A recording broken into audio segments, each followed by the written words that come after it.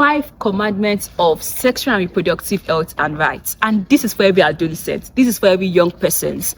And I'm interested in guiding us in having a better sexual health practices, because trust me, we can do so much more for ourselves if we arm ourselves with this information. Number 1, thou shalt seek consent.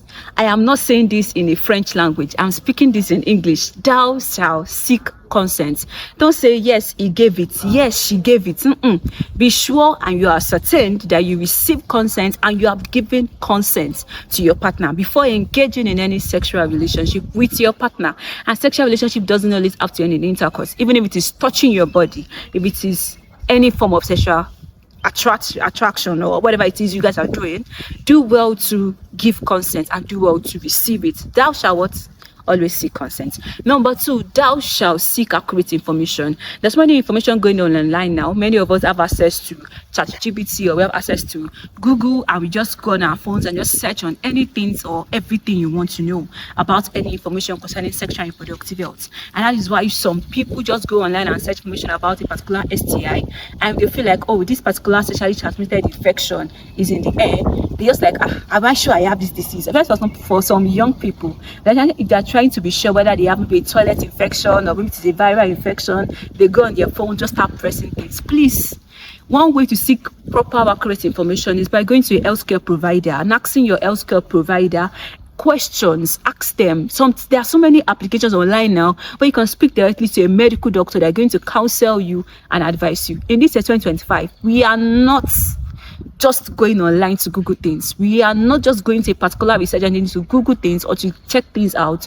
We are going to properly seek validated information concerning our sexual and reproductive health. To my next point, thou shalt practice safe sexual behavior.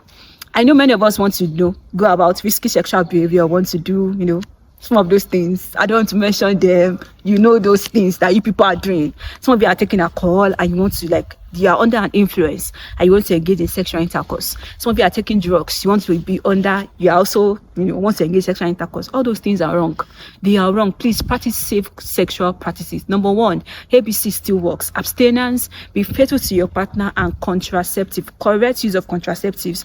Many people just steer the condom. Many people don't even know they are female condoms. A lot of information gaps are still out there. So that is why we are empowering you with this information. Another thing is that thou shalt communicate openly. This is when you discuss the sexual and reproductive health with your fellow adolescents and teenagers. If you have the right information, educate your fellow friends. Don't just safeguard it to yourself. We're not safeguarding. We're not keeping anything. Tell your friends. At least you've empowered one person. That your friend will tell his sibling. That sibling will tell her friend or his friends. Before you know it, you're empowering more than one person. So please, thou shalt what? Communicate openly concerning sexual and reproductive health and rights. And lastly, thou shalt advocate for young people, adolescents, or young persons' sexual and reproductive health. Every young person have, rights concerning their sexual and reproductive health. Things like right to your body, right to the way you speak. You have so many, rights that we need to advocate more. We need to advocate for these things more. Right to education, right to proper, safety, house they are going to stay. They are going to stay in, right to shelter. So many things are needed in us having a proper sexual and reproductive health, because your family life cannot be separated from your sexual health. Your mental health cannot be separated from your sexual health. So many factors still work hand in hand for you to achieve a proper sexual and reproductive health and right. I hope I've given you so much information in this video. I'll see you guys in the next one.